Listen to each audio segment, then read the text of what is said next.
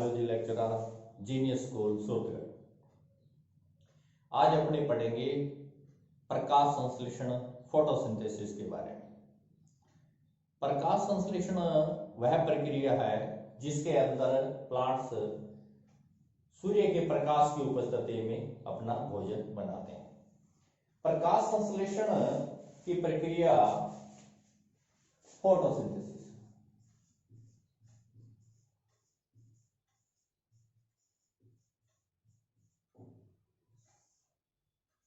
Photo का मतलब प्रकाश, synthesis का मतलब एक साथ रखना। इस प्रक्रिया को प्रकाश संश्लेषण भी कहते हैं। प्रकाश संश्लेषण कहते हैं। प्रकाश संश्लेषण की सबसे पहले अपने समीकरण के बारे में बात करते हैं।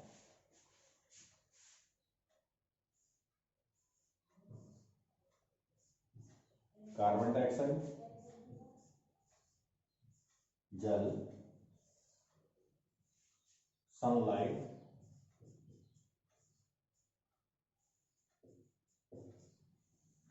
क्लोरोफिल,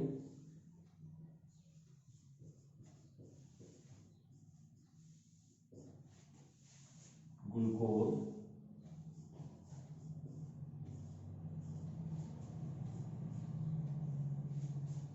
ऑक्सीजन और वाटर। सबसे पहले हम समीकरण को संतुलित करते हैं। 6CO2 12H2O 6O2 और 6H2O। यदि इसकी डेफिनेशन के बारे में बात करूं, परिभाषा के बारे में बात करूं, तो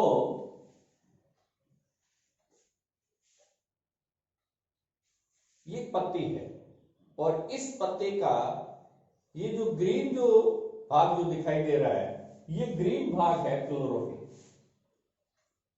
ये क्लोरोफिल है। ये क्लोरोफिल पत्ती में, तने में, पुष्प के हरे भाग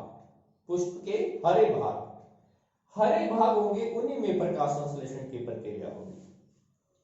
यदि जड़ का भाग भी देखा जाए तो जैसे दो प्लांट है, टिनोस्पोरा और ट्रापा सिंघाड़ा, वो ग्रीन रूट है जिनमें प्रकाश संश्लेषण की क्रिया होती है। यानी प्रकाश संश्लेषण की क्रिया के अंगक का नाम यदि करें, ऑर्गेनल्स का नाम यदि करें, तो वो है क्लोरोप्लास्ट। तो ये जो क्लोरोफिल है, ये ग्रीन पिगमेंट है जिनके कारण पौधे जो प्रकाश संश्लेषण की क्रिया करते हैं। यदि मैं प्रकाश संश्लेषण इस ग्रीन पिगमेंट की यदि बात करूं, तो प्रकृति के अंदर जितने भी प्लांट्स हैं वो सूर्य की, सनलाइट की केवल 1 से 4% ऊर्जा उपयोग में कर पाते हैं। उस 1 से 4% ऊर्जा का 1 से 4% ऊर्जा का 1 से 4% ऊर्जा का उपयोग कर पाते हैं। इसका जो 90% प्रयोग है वो एक्वाटिक प्लांट करते हैं। समुद्र में जितनी भी एल्गी है वो प्रकाश संश्लेषण की क्रिया करती है, और जो बाकी जो 10% रहे वो 10% टेरेस्ट्रियल प्लांट है, स्थलीय पादप है, जो प्रकाश संश्लेषण की क्रिया संपन्न करते हैं। अब यदि मैं इस सनलाइट के बारे में यदि बात करूं, तो ये जो सनलाइट है, ये सूर्य का जो प्रकाश है, जो VIBGYOR, विब्ग्यो, जो श्वेत प्रकाश है, इसमें प्रकाश संश्लेषण की क्रिया संपन्न होती है। बल्ब के अंदर भी प्रकाश संश्लेषण की क्रिया संपन्न होती है। यदि मैं बल्ब की बात करूं, तो जो बल्ब का जो प्रकाश है, वो मोनोक्रोमिक प्रकाश है। मोनोक्रोमिक प्रकाश है, वो मोनोक्रोमिक प्रकाश है। ये जो प्रकाश है ये पॉलीक्रोमिक है।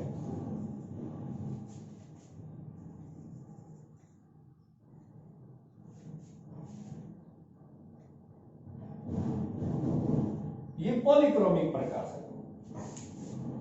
यहां प्रकाश के बारे में बात की, इसकी उपस्थिति में संपन्न होगी। यहां बात की मैंने क्लोरोफिल की।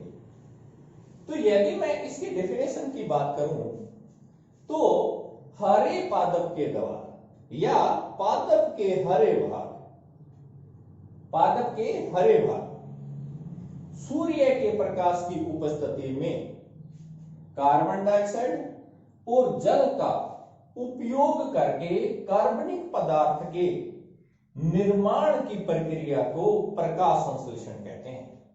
इस प्रक्रिया में ऑक्सीजन उप उत्पाद बाई प्रोडक्ट के रूप में बाहर निकलती है।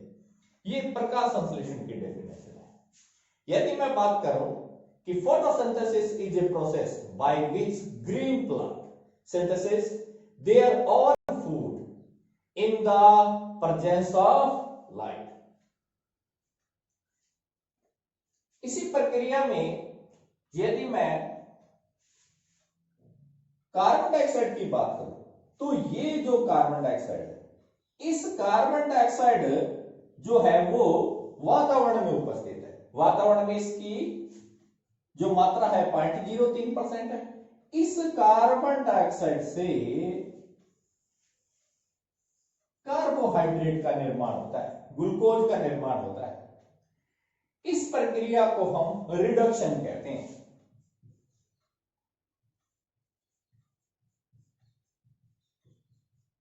रिडक्शन कहते हैं। कार्बन के 6 मॉलिक्यूल्स इधर ग्लूकोज के हैं। एक ग्लूकोज का अणु बनाने के लिए कार्बन डाइऑक्साइड की 6 बार ये प्रक्रिया चलती है, और ये जो प्रक्रिया चलती है ये डार्क रिएक्शन कहलाती है।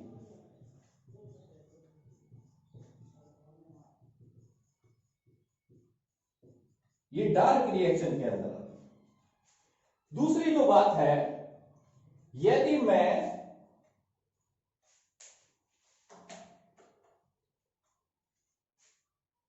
रिडक्शन की बात है, दूसरी यदि मैं बात करूं तो इसको कार्बन एसिमिलेशन प्रक्रिया भी कहते हैं।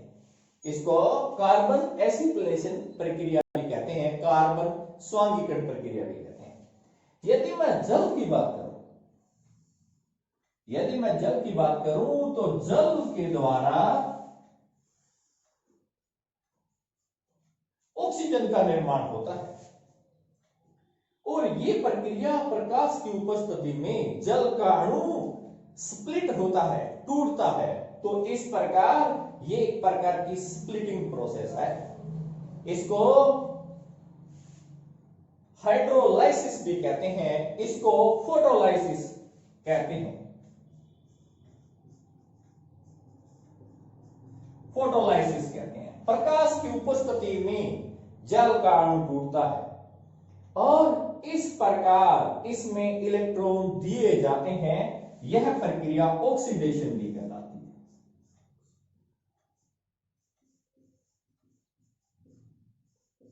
यह प्रक्रिया ऑक्सीडेशन कहलाती है। यदि मैं प्रकाश संश्लेषण की, फोटोसिंथेसिस की इस प्रक्रिया को देखूं तो यह सिद्ध किया रूबेन और कॉमेन ने आइसोटॉपिक ऑक्सीजन, यानी ये जो ऑक्सीजन है, इस ऑक्सीजन अणु को रेडियोधर्मी समस्थानिक के साथ में इसके साथ ऑक्सीजन 18 जोड़ दी, और जो प्रोडक्ट ऑक्सीजन जो उप उत्पाद के रूप में निकली तो उसके साथ में भी रेडियोधर्मी पदार्थ अटैच था। तो इसको रूबेन और उसके साथियों ने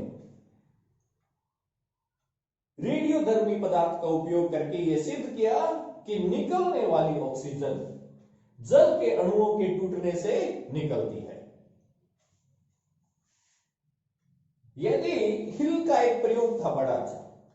हिल ने प्रकाश संश्लेषण की क्रिया को यह सिद्ध किया कि क्या जल का अणु, उससे जो ऑक्सीजन निकलती है, इस प्रक्रिया में कुछ प्रोडक्ट बनते हैं, जिससे हिल रिएक्शन के नाम से भी जानते हैं। यदि मैं हिल की प्रक्रिया की बात करूं तो हिल ने क्लोरोफिल लिया, इस तरह से जल में उपस्थित ये क्लोरोफिल भाग है इसके अंदर। हिल ने इस प्रक्रिया के अंदर प्रकाश की उपस्थिति में ये क्रिया, यहां ये बल्ब लगा हुआ है इस तरह से, ये यहां पर इस तरह से प्रकाश की उपस्थिति में ये क्रिया, यहां पर क्लोरोफिल हरित लवक, क्लोरोफिल, और इसमें पदार्थ, अपचायक पदार्थ इसमें जो डालेंगे वो डालेंगे NADP,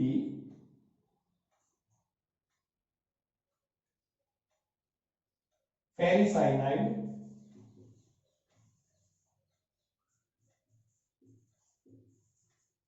फेरिसाइनाइड भी इसमें डाला गया, और इसके साथ में यदि देखा जाए तो डाइक्लोरोफिनॉल, इंडोफिनॉल, ये भी रिडक्शन पदार्थ है, यानी ये ऐसे पदार्थ है ऑक्सीडेशन की प्रक्रिया में जो इलेक्ट्रॉन को त्यागा जाएगा, क्या उस प्रक्रिया में ये संभव? तो जब हिल ने ये प्रयोग किया तो इस हिल के प्रयोग में देखा गया, हिल के रिएक्शन में क्या देखा गया? हिल के रिएक्शन में जब दो अणु जल के प्रकाश की उपस्थिति में फोटोलाइसिस होते हैं तो उनसे 4 हाइड्रोजन, 4 इलेक्ट्रॉन और 1 अणु ऑक्सीजन का बाहर निकलता है। इस प्रक्रिया में देखा जाए तो यहां पर जो ये 4 हाइड्रोजन है, ये 4 हाइड्रोजन है, ये NADP, ये 4 हाइड्रोजन को ग्रहण करके और 2 NADPH2 अणुओं का निर्माण करता है। इसमें ऊर्जा के बड़े बंडल का निर्माण होता है। दूसरी बात देखा जाए, ये जो इलेक्ट्रॉन है जो फेरिसाइनाइड है, वो फेरिसाइनाइड यहां फेरिक अवस्था में है, वो Fe+3 अवस्था के अंदर है, और जब ये 4 इलेक्ट्रॉन ग्रहण करता है तो ये फेरस में बदल जाता है। यहां ये 4 फेरिक है और यहां ये 4 फेरस है। अब इसके बाद में देखा, इस प्रक्रिया के अंदर ये पदार्थ प्रोडक्ट बनते हैं। इस प्रक्रिया के अंदर यहां बूंदों के रूप में बाहर ऑक्सीजन बाई प्रोडक्ट के रूप में बाहर निकली, ये ऑक्सीजन बाई प्रोडक्ट के रूप में बाहर निकली। इस प्रक्रिया में कहीं भी कार्बन डाइऑक्साइड का प्रयोग नहीं किया। हिल ने इस प्रकार इस प्रक्रिया को हिल रिएक्शन के नाम से भी जानी जाती है। यदि मैं इस प्रकाश संश्लेषण की प्रक्रिया को देखूं तो इस प्रकाश संश्लेषण की प्रक्रिया में जो कार्बोहाइड्रेट का निर्माण होता है, वो कार्बोहाइड्रेट ग्लूकोज है।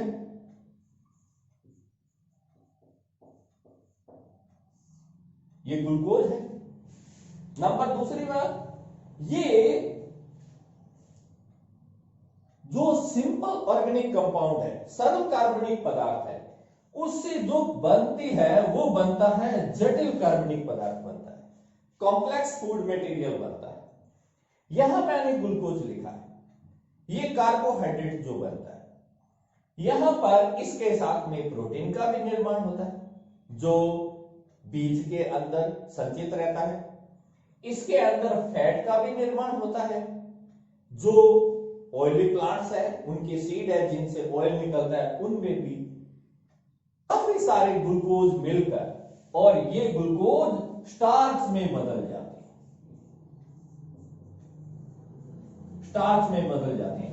यदि मैं यूं कहूं कि प्लांट्स के अंदर प्रकाश संश्लेषण की प्रक्रिया के द्वारा संचित भोज्य पदार्थ स्टार्च होता है और एनिमल के अंदर संचित भोज्य पदार्थ ग्लाइकोजन होता है। और इस प्रक्रिया को देखा जाऊं तो इसमें सरल कार्बनिक पदार्थ से जटिल कार्बनिक पदार्थ का निर्माण होता है। यह प्रक्रिया जिसमें सरल कार्बनिक पदार्थ जटिल कार्बनिक पदार्थ का निर्माण होता है, उस प्रक्रिया को एनाबॉलिक रिएक्शन कहते हैं, यानी उपचय क्रिया है, जिसमें एनाबॉलिक इसी रिएक्शन को कहते हैं जिसमें simple food material complex food material का निर्माण करते हैं, उस प्रक्रिया को एनाबॉलिक रिएक्शन कहते हैं। ये जो रिएक्शन है, ये रिएक्शन बायोकेमिकल रिएक्शन है। बायोकेमिकल रिएक्शन में एक भाग एनाबॉलिक है, दूसरी भाग एंडरगोनिक रिएक्शन भी इसको बोलते हैं।